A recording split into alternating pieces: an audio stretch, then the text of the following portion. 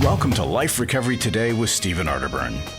In the next half hour, you'll obtain insights and tools to transform your life using the biblical principles found in the 12-step program. We believe everyone can benefit from a life recovery experience because we all have struggles in life. Struggles with addictions, food, depression, anxiety, and relationships, to name a few. You'll be encouraged to see how others have found a new way of life with hope for the future through life recovery. Your host is Steve Arterburn, founder of New Life Ministries and Women of Faith, author of over 100 books, and teaching pastor at Northview Church in Carmel, Indiana, one of the 20 largest churches in America. Steve is the co-editor of the Life Recovery Bible, the #1 selling recovery Bible. With over 3 million copies sold, this is the Bible given to inmates by Prison Fellowship and the Pew Bible for the Salvation Army. Now here's Steve. Hi there. Welcome to Life Recovery Today. We're going to talk about honesty and deception today. And it all comes from a 1940s movie entitled Gaslight. I had the privilege of seeing this old 1940s movie, and it was really fascinating the way this man would go away, but what he really did is he went back into a secret area and he would dim the lights, the gas flow to the candles and things, and he wouldn't acknowledge that it was different, and it just almost drove this lady crazy. And so as we looked at addiction and codependency and what people do, some folks said, wow, this is like that old movie. It's not like out and out lying, but it's concealed deception. That's what gaslighting is all about. Now, all of us know that communication is a vital part to every relationship, and it's probably the biggest thing that we have to do when things go badly or wrong. And we sometimes never, ever get it right. And many times a relationship, it's founded on the conflict. And you're not going to heal a relationship if you've got deception and all you ever talk about is how are we going to fix this conflict.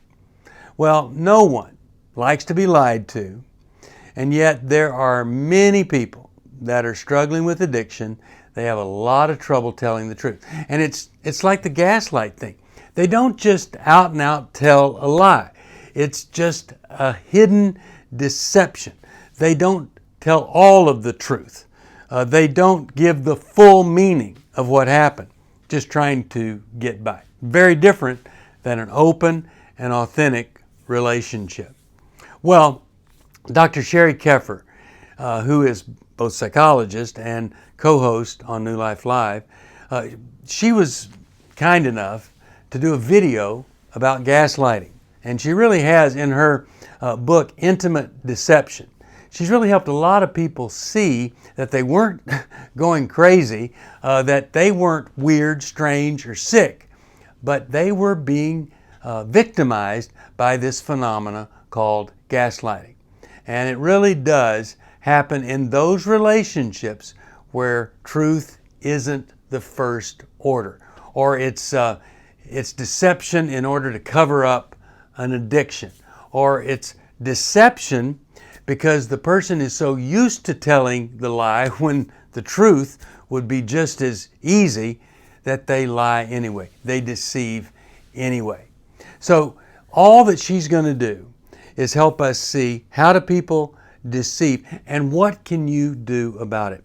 You know, one of the things that we find so often is that a person that is the gaslighter cuts the other person off and doesn't want them to have contact with anybody else. It's one of the first things you see. So they cut their relationships off, their contacts off, because they want to be in total, absolute control. And they don't want anybody saying to that person, hey, have you ever thought about this? Well, I'll tell you, Sheri Keffer has worked with thousands of people who have thought about it, and on the other side of the deception and the other side of the lies, they have absolutely turned their lives around.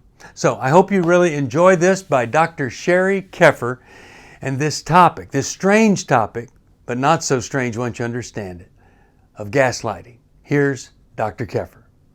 Hey everybody, it's great to be with you today. Sheri Keffer here, and I'm going to be talking about something called gaslighting today. It is a term that's used to describe what it looks like when something's trying to hide something they don't want you to know about. It actually came from a movie that was done in 1944 with Ingrid Bergman and Charles Boyer, a husband and wife, Paula and Gregory.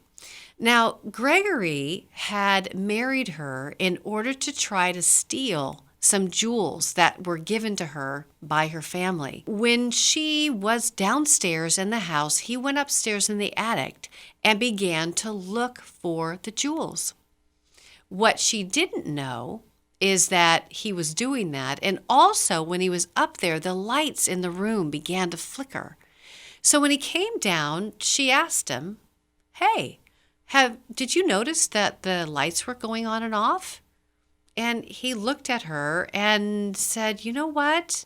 No, but you've not been feeling well or looking well lately. I'm concerned about you." His intent was to hide, and he wanted to get her to feel crazy about herself in order to put her in an insane asylum. So gaslighting is when somebody is hiding something from us, but makes us believe that the problem is actually ours instead of theirs.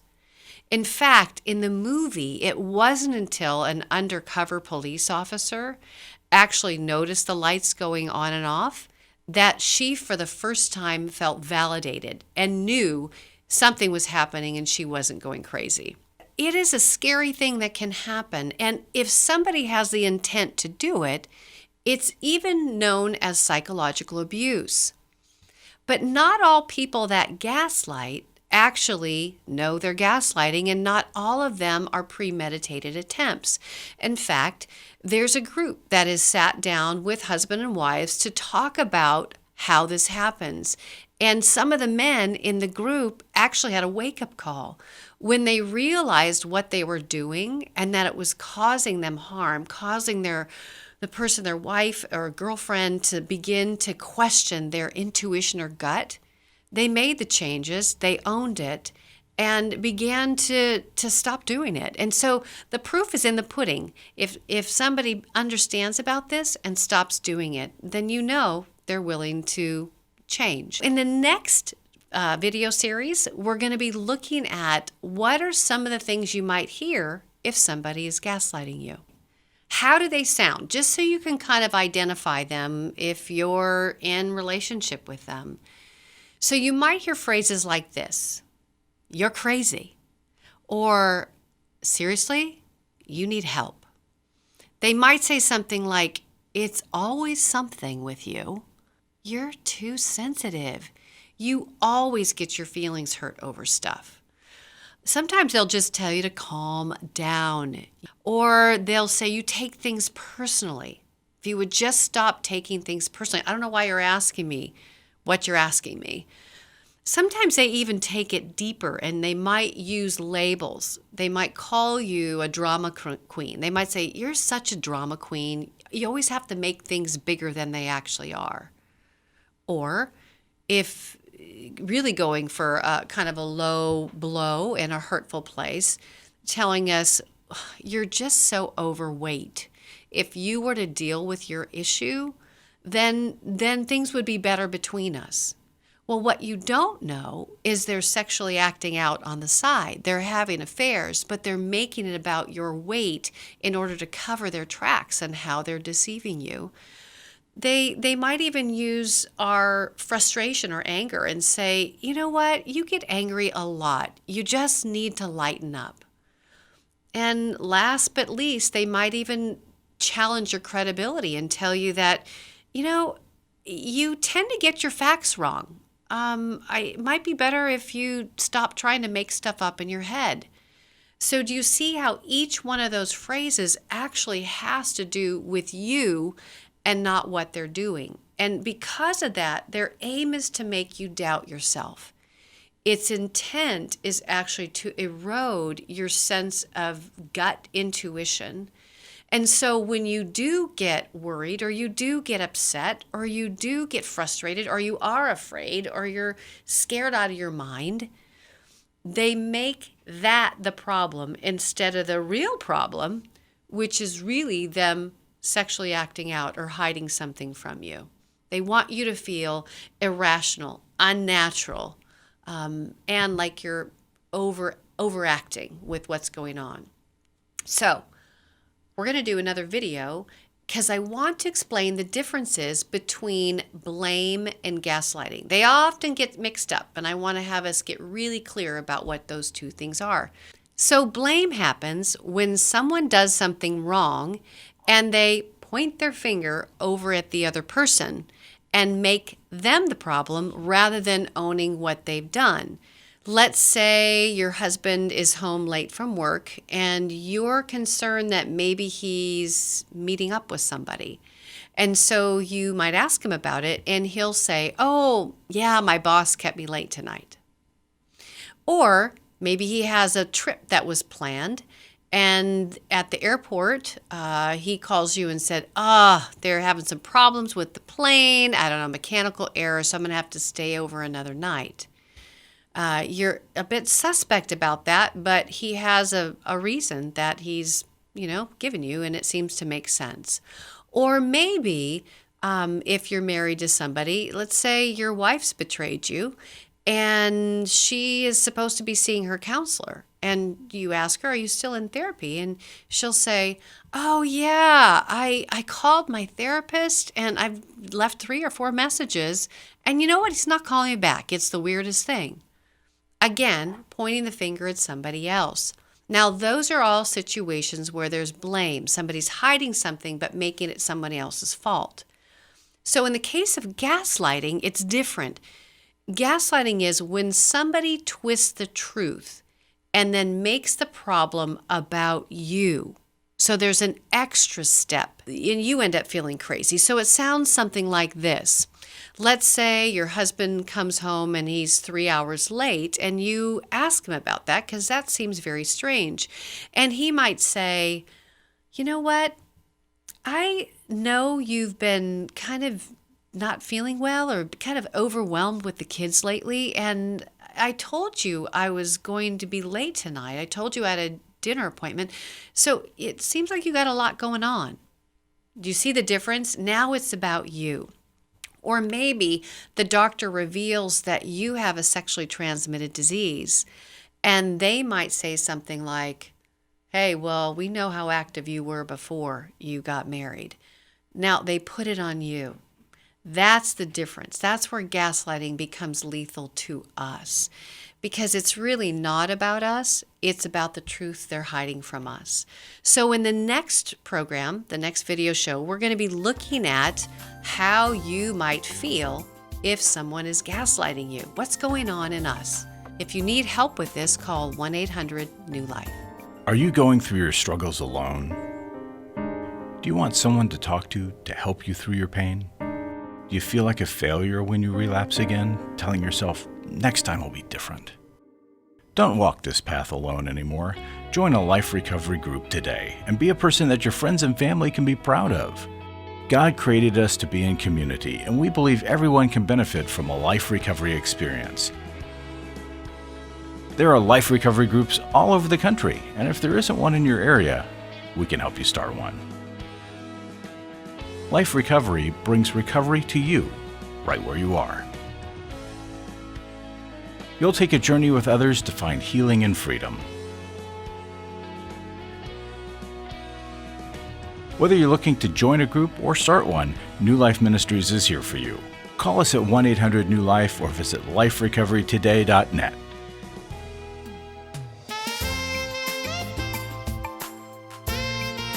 Welcome back. Well, as both Sheri and I have said, gaslighting can happen to anybody. And perhaps you can relate to what Sheri has been sharing because it's happened to you. When we're in a healthy relationship, we need to be able to share truth, hear truth, and then, if we're the sharer, we need to receive something more than shame or rejection when we're literally trying to fess up and come clean. Now, Sheri's going to help us understand what happens to us when we've been in gaslighting relationships and what we can do about it. And when I come back, I'm going to talk to you a little bit about the dilemma of ever having to have been in a gaslighting relationship. But, well, I'll tell you then about the tendencies and the trouble if it fully doesn't get resolved within you. So, here again, Dr. Sheri Keffer on gaslighting. Hey everybody, welcome back. Sheri Keffer here. And I'm going to take some time here to talk about what happens in us, what symptoms you might see in yourself if you've been gaslit. Because eventually what happens when somebody's doing this, we take the bait. We start believing that it is us. And that just not only erodes our gut or intuition, but it also makes us question ourselves, and it even makes us heartsick. And so sometimes when people come into me that have been gaslit, they're somewhat in a fog. There seems to be a lot of confusion. They might even be, I would say, rageful, angry, unhinged. They feel like they're crazy, and they might even say, "I'm crazy." They can't really trust their gut. They have a hard time making decisions.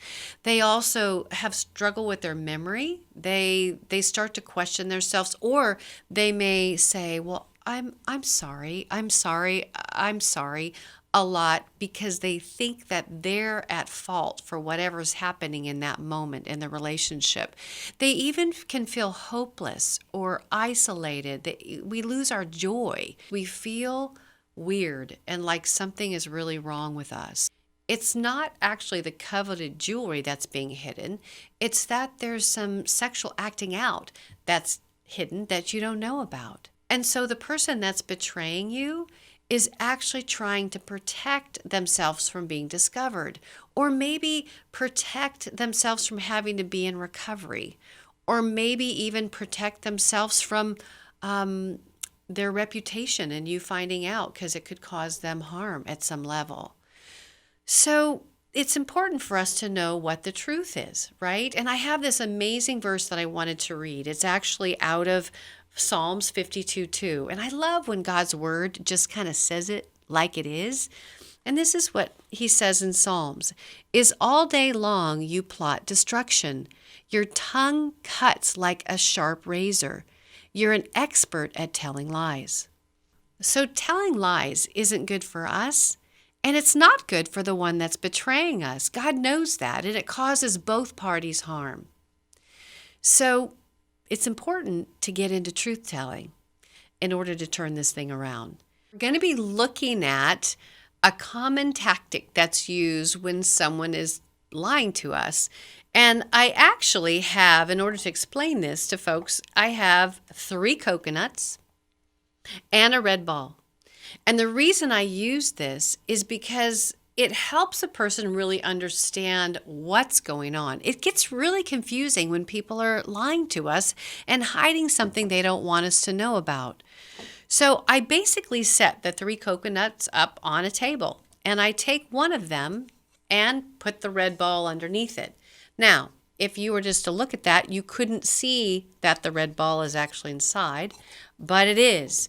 And so what happens when someone who's lying is you might see something. You might actually see that there was some sexting happening on your husband's phone.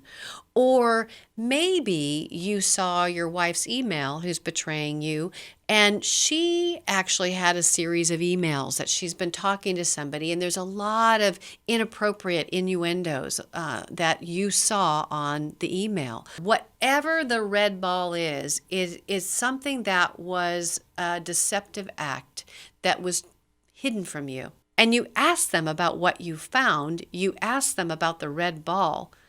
What actually happens is they cover it up. "I don't know what you're talking about." And they begin to tell a story, and details change. Things get cryptic.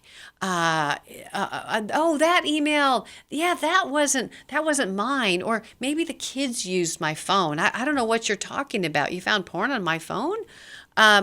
Yeah, and then maybe they've erased everything. Whatever it is, it doesn't matter what you bring up. The coconuts start moving on that table. And my point that I want to make to you is I want you to just keep your eye on that red ball. You don't have to let that manipulation put you into a crazy spin cycle in your own mind. You saw it. It was a fact. You can stay on that. You can hold on to that. And you can actually say, something like, I'm sorry, we might disagree on that. I did see that. I do know about that, and I'm not okay with that. Those are some empowering ways to hold on to yourself while you're confronting what somebody is trying to hide. So stay tuned, because we're going to look at 3 other factors that often get in the way when somebody's trying to keep us from finding out what they're hiding.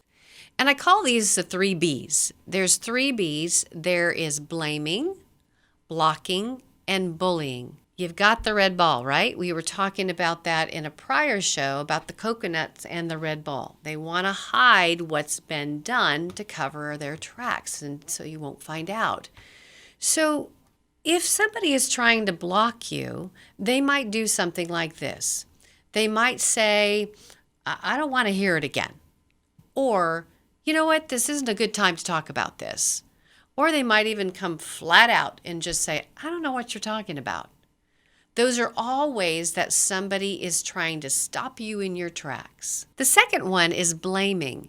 And this is a situation where you've maybe found something on a bank statement, right? You saw something, a large charge for money that you didn't know what it was for, or a series of withdrawals that you don't know what they're about. And so you go to ask them a simple question, what is that? And they might scratch their head and say, I don't know what you're talking about, but I will definitely give the bank a call tomorrow and see if we can figure this out, right? I'm sure there's an explanation. The bank probably made a mistake. Or they might say, after they came home late that night, the boss had me stay late. Yeah, that happens sometimes. You know how hard I work.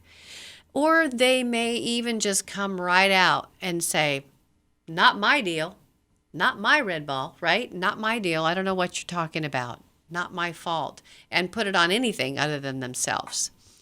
The third type of B is actually called bullying. And this is where they get really aggressive with you by demeaning you, putting you down, using their power to make you feel like you're small or bad. And so it might be using something like this, whatever, or you need to have your head examined. They might tell you you're crazy. You're crazy. They might even tell you that you get these crazy ideas from whatever TV program you're watching or support group you're in. Or they might even say you get it here from New Life when what we're trying to bring you is the truth, right? It doesn't matter. They're going to say something to deflect from you keeping your eyes on that little red ball.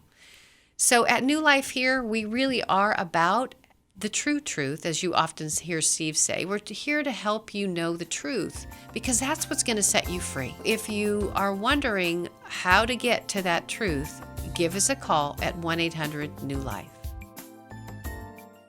Life recovery isn't just about making the courageous choice to give up an addiction or dependency.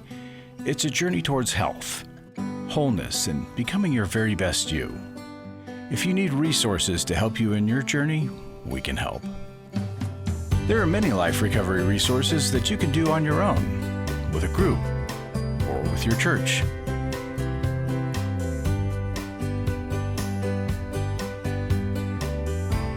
We have Bibles, workbooks, and devotionals that you can use to work your recovery right where you are. That's the beauty of life recovery.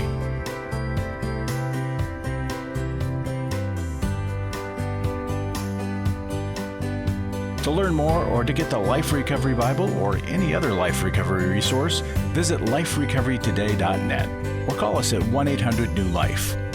1-800-NEW-LIFE. Welcome back. Well, you're seeing all of this, perhaps that you're in a relationship where gaslighting has been happening. Maybe you're the one that's actually using it to keep from someone knowing what you're going through, and you're just not being absolutely honest, and you're trying to cover it up, and it makes it difficult for everybody to know the truth. There's an interesting scripture, I've shared this many times. It's often shortened into the truth will set you free. Well, you know, many times we substitute our truth or deception, and that's what governs our lives. But what Jesus really said in that passage in John 8:31-32 is if you abide by my word, in other words, if you live what I've been teaching, then you're one of my disciples. You're a follower. And in that following, you are going to come to know the truth, and that truth is going to set you free. It's not memorizing some truth. If that were the case, we could transform just by memorizing Scripture. But it's knowing the Word, living the Word, that reveals to us this life-changing truth. Now let me tell you one of the big dilemmas with gaslighting.